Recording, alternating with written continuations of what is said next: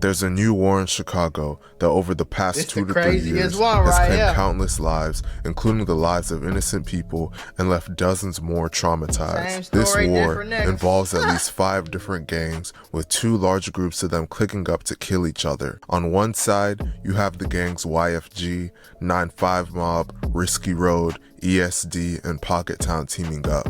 On the other side, you have the gangs No Limit / Drench Gang, Bloodhound, Shorty Mob, Burly Boys, and PGF joining together. All these gangs were fighting their own wars, but the death of a 17-year-old and the reactions of people following his murder would kick this whole horrific war off.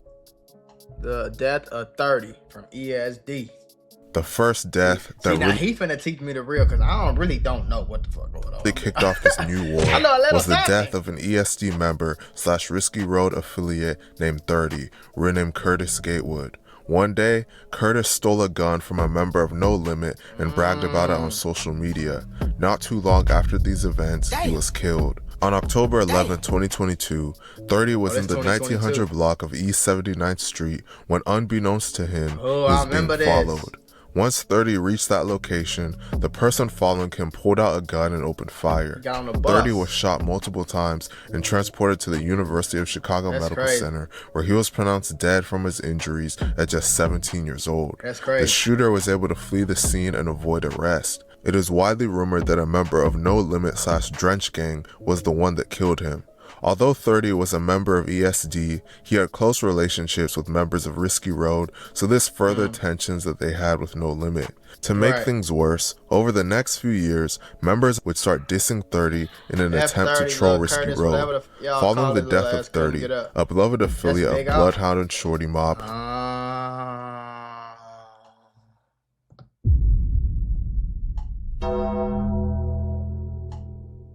so Big Op was dissing him. Following the death of 30, a beloved affiliate of Bloodhound and Shorty Mob would be killed for dissing him.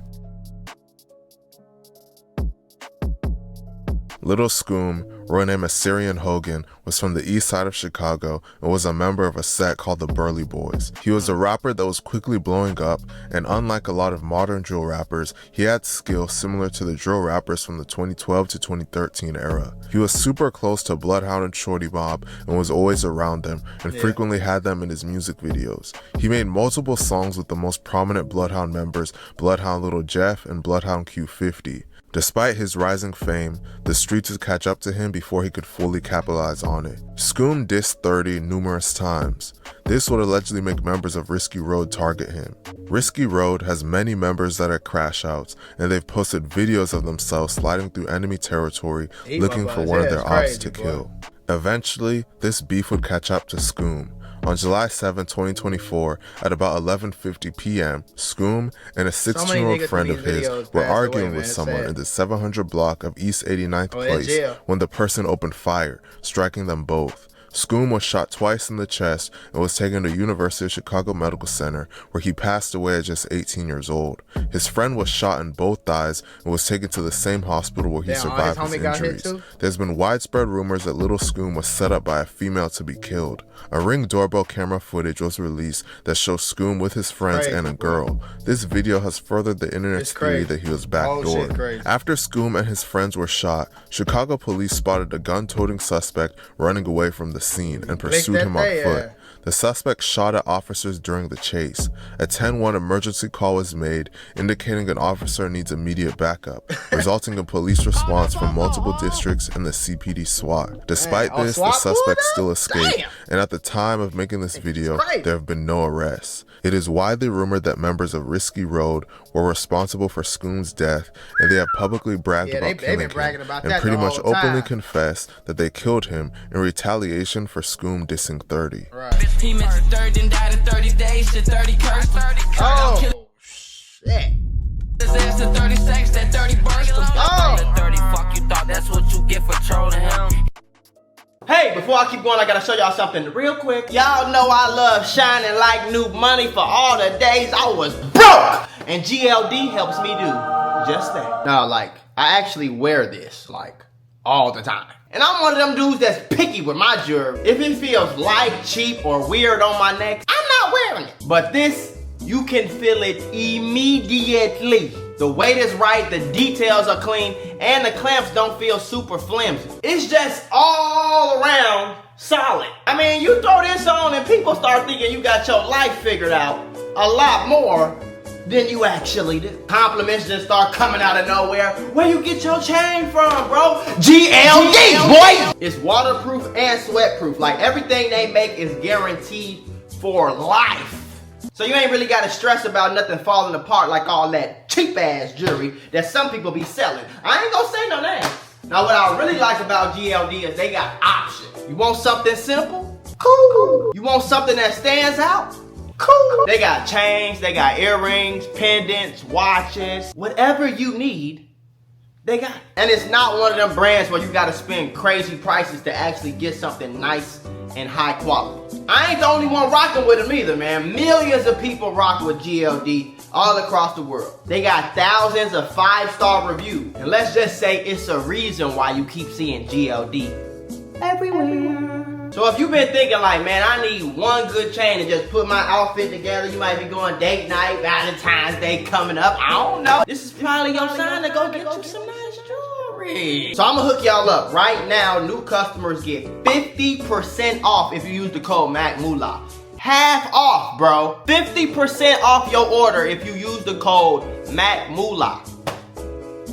Half off, bro. Go to GLD.com, use the code MACMULA when you placing your order and save 50%. All right, let's get back to the video. See, I ain't never know that's how it started. I just learned something for real. Following the death of Lil Scoom, Risky Road still wasn't satisfied. They now wanted to kill an official member of Bloodhound. Both sides would go back and forth dissing each other, so Risky Road members one day decided to load up their guns and drive straight to Bloodhound's hood looking for someone to kill. This decision would backfire on Risky Road and lead to them losing a beloved member. On September 25th, 2024, multiple Risky Road members slid to Bloodhound's hood in the block of South Maryland Avenue at around 2 p.m. when they started shooting at Bloodhound and Shorty Mob members that they saw there. The Bloodhounds and Shorty Mob returned fire and ended up striking a Risky Road member named CEO Hockham in the head. The Risky Road members then fled the scene and rushed Hockham to the hospital. Hockham was at the University of Chicago Medical Center for 3 days before ultimately passing away from his injuries at just 20 years old. Members of Bloodhound and Shorty Mob would celebrate. The head is swollen, trying to slide through the something. Make sure your ass bring a shield, dummy. Oh, trying to slide through the 9. And mock Risky Road for one of their members dying on a drill. He told his ass, as I mentioned earlier, Risky Road is filled with crash outs, so they wouldn't take this light. I ain't gonna lie, why y'all don't slide with bulletproof shields or something? Like, that's smart. I ain't trying to teach nobody, get nobody no tips and tricks. Finish him. So I'm gonna shut the fuck up. You shouldn't have been talking shit. They would slide on Bloodhound again just 2 days later and nearly kill a YouTube blogger and a Philadelphia rapper in the process. Oh, they slid 2 days later? Damn. So if y'all knew y'all was in the middle of a war, if y'all knew y'all just went and shot at y'all Opps yesterday, why the hell y'all got this nigga outside with y'all like that? On September 27, 2024, a YouTuber named Brandon Buckingham was shooting a YouTube vlog with Bloodhound Q50, other Bloodhound members, and a Philadelphia rapper named Skrilla. While filming the vlog, they decided to go to a music studio to film Q50 and Skrilla recording music. As they were leaving the studio, members of Risky Road allegedly pulled up and opened fire on them. Fortunately, no one was killed, but Brandon Buckingham's cameraman was shot, and Skrilla was allegedly shot in the leg. Following this incident, members of Risky Road and YFG would celebrate and taunt Skrilla, warning him that clicking up with Bloodhound would cause his death. Sadly, the back and forth shootings with Damn! Why you gotta be dick riding, bro? Maybe these just his homies or something. He just was at the studio. He ain't do nothing to y'all. Continue after this. On January 12, 2025, a member of Shorty Mob named Munchie was riding in a Lyft on the Dan Ryan Expressway just before 1 a.m. when a car pulled up beside the one he was in. Damn, Someone he was in the car then proceeded to open fire, letting off numerous shots into Munchie's Lyft ride. Damn. A few of the shots hit Munchie and he was rushed to the hospital. Munchie survived his injuries, however, it is widely rumored that he is no longer able to walk because of them. Crazy. Members of Pocket Town were allegedly responsible for this shooting, and they have made numerous posts on social media and boast in songs that they're the ones that shot Munchie can't. Oh my god. His name is I Know Why Munchie Can't Walk. And left him paralyzed. There's been no official confirmation that he's paralyzed, but Pocket Town members mention it every chance they get. Damn. 2 months later, after the attempt on Munchie's life, Shorty Mob would allegedly retaliate and take the life of a beloved Pocket Town member. The death of Big Mac. See, I don't know nothing about half the shit. On March 22nd, 2025, a member of Pocket Town named Big Max, renamed Shalamone Johnson, was standing on the sidewalk in the 4700 block of South Evans Avenue at 11:06 a.m. when he was approached by 3 gunmen who proceeded to shoot him numerous times. Big Max was taken to the University of Chicago Medical Center, where he was pronounced dead at just 26 years old. Members of Shorty Mob have hinted numerous times on social media. Anything a nigga did to us, we did ×3. Wise words from the dead. 8 now say I'm lying. Oh, that's Baby Splat. That's this little. That's the. Where do you go? I ain't gonna go all the way back. That's the little nigga that be with Q50. Social media that they were the ones that allegedly killed him. Sadly, the killing wouldn't stop there. Oh yeah, then they killed Drills. On July 2nd, 2025. Drills was on the Risky Road side though, right? Cause ain't that why they went and shot up Mellow Buck shit? See, now I'm starting to catch up a little bit. Now I know a little bit about a member of 9-5 Mob named Big Drills, renamed Ronald McLean, was in a vehicle in his Opps hood looking to kill one of them. He was in the block of South LaSalle Street when another car approached and someone fired shots. Drills was shot in the head and taken to Advocate Christ Medical Center, where he was pronounced dead at just 29 years old. He was allegedly killed by members of the gang Bloodbath/Ghoulie gang in a failed attempt to slide on them. Although he wasn't killed by members of Bloodhound, Shorty Mob, or No Limit/Drench gang, numerous members from those gangs would diss him, mocking him for dying on a drill. Drills was loved by members of Pocket Town, YFG, Damn, Risky they said, hope your family got money for dying on a drill. Drill's ass got left on a drill. Damn. That's just some evil ass. It's some evil energy again. Nigga be wondering why they Drills was loved by members of Pocket Town, YFG, Risky Road, and of course his own hood, so dissing him would activate the killers from those sets. Just 1 day later, members of the YFG, Pocket Town, Risky Road, 9-5 Mob clique would allegedly commit a horrific massacre, targeting No Limit members in retaliation for them dissing Drills. And it's crazy because he didn't even get killed by No Limit. They was just dissing. But you can't diss no niggas who got killed yesterday and then go to a party downtown tomorrow. They gonna feel like you trying them. Like, oh, and you doing it fresh too? Like, not a week, not a month, not 2 days, 3 days, 1 day late, less than 24 hours later, you having an album release party downtown after y'all, y'all disses is still on the story and shit. That's crazy, gang. I ain't gonna lie. On July 3rd, 2025, a female rapper affiliated with No Limit named Mellow Bucks was hosting an album release party at the Artist Lounge nightclub in downtown Chicago. As the party was coming to an end, a large number of attendees had exited the club and were standing together outside. It was around 11 p.m. when a dark-colored vehicle pulled up. They said we need more ambulances. We ain't got nearly enough. Damn. And someone inside opened fire on the crowd before speeding off. Multiple No Limit members and affiliates were amongst the crowd, and they were presumably the targets of the shooting. However, there were many innocent people amongst them as well, particularly women. The shooters fired with no regard for the innocent, as at least 18 people were shot, leaving 4 dead and at least 14 injured. Damn. 2 men and 2 women sadly lost their lives. The 2 men that were killed were a member of No Limit named El Peasy and a member of TTD named Vontae. The 2 women that were killed were both innocent. They are named Aviance Drexler and Taylor Walker. Wasn't it like that? She looked familiar. Like I went to school with her or something. But wasn't it like Mellow Buck's boyfriend and best friend?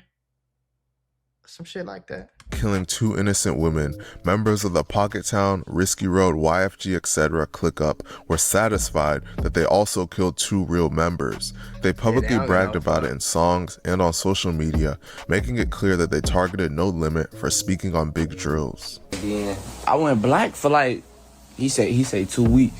For like 30, 45 more minutes. At the big drill. Don't drop no album, bitch. Keep that weak ass shit. Oh no. Weak ass cover art, bitch. All in heralds with that weak ass shit, bitch. Keep that shit. Don't drop that weak ass album, bitch. You fucking up the music. We don't want to keep shaking. Nobody want to keep shaking our ass, bitch. Keep that shit. You didn't go legit, bitch. You ain't go legit. Nobody went legit except for you know who. You ain't go legit, bitch. On our side, I ain't crying. When they come back on our side, I ain't crying. We just scoring back, bitch. Ain't no crime. Drill the fuck up. Ain't no crime. Go get in that car and spin. Shit like this is why it'll never end, bro. Because once you start trolling, that shit don't never go away, you know? And it's like, niggas ain't gonna be really ready to let shit go if they can always get on the internet and hear you saying this. That's why this shit like a damn near never stop. Fuck you talking about. My man's check, I ain't cry. Before them check, I ain't cry. We held our bro. Drill the fuck up, bitch. Hold your. You was dissing on my mans, but you got 4 arrests in the piss. You can't. Oh my god. And then I forgot this nigga did Months this, after I forgot. Oh the my shooting, God. Bloodhound I forgot he did Q50 this would shit. take disrespecting his ops to a whole new level. One of the main figures in this beef I forgot is he rising did this Chicago shit, bro. rapper YFG Fatso, and him and Q50 have a deep hatred for each other stemming from this war. One day, Q50 linked up with Fatso's disgruntled baby mama, and he recorded videos of himself hanging out with Fatso's toddler daughter, and he had her wear his jewelry. Fatso would record a video response to this, promising further bloodshed. How weak ass. Barely. Oh, I don't see you. Them niggas already dying. Fuck, they can act on the internet as long as they want to. Yeah. Check Channel 9, check Spot News, and check their pages. Nigga, they going to the funerals. Everybody slide. Bitch, we do that already. This shit ain't stop. This shit ain't never gonna stop. Just cause the post went viral, nigga, that don't mean this shit was paused, nigga. Niggas still dying. When he made the post, before he made the post, one of his brothers died. After he made the post, one of their ass finna die. Lord have mercy. And they killed Gabrielle. On February 4, 2026, a woman close with Risky Road members named Gabrielle was riding in a car with a man named Scoom Money in the 7900 block of South May Street when a red car pulled up beside them and the people inside shot up their car, causing it to crash. just happened. Once the car crashed, the shooters hopped out of their car, pushed up on the car Gabrielle was in, and continued to shoot it up before fleeing the scene. Gabrielle crazy. was shot several times and was taken to Little Company of Mary Medical Center, where she was pronounced dead at just 26 years old. Skull Money was shot as well, but survived his injuries. To make things even sadder, Gabrielle's 1-year-old child was in the backseat of the car when this happened and easily could have been killed as well. Miraculously, the child was not struck by any gunfire, despite dozens of shots being fired into the vehicle. Footage from the shooting went viral on social media due to the shocking nature of 3 shooters doing something like that in broad daylight in a busy intersection.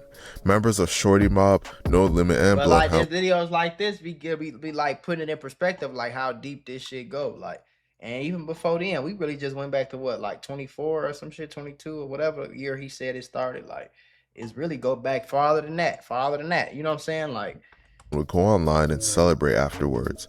Even though they killed a woman that wasn't a real op to them, in truly evil fashion, they made posts hinting that they considered it fair game since innocent women were killed during the Mellow Buck shooting. Risky Road members have promised that they will take numerous lives in retaliation for this, and it seems the cycle won't end anytime soon.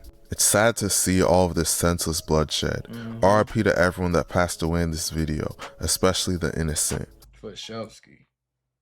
Like he said, a bunch of bloodshed gang at the end of the day. Like, and this shit don't stop because niggas gonna keep trolling.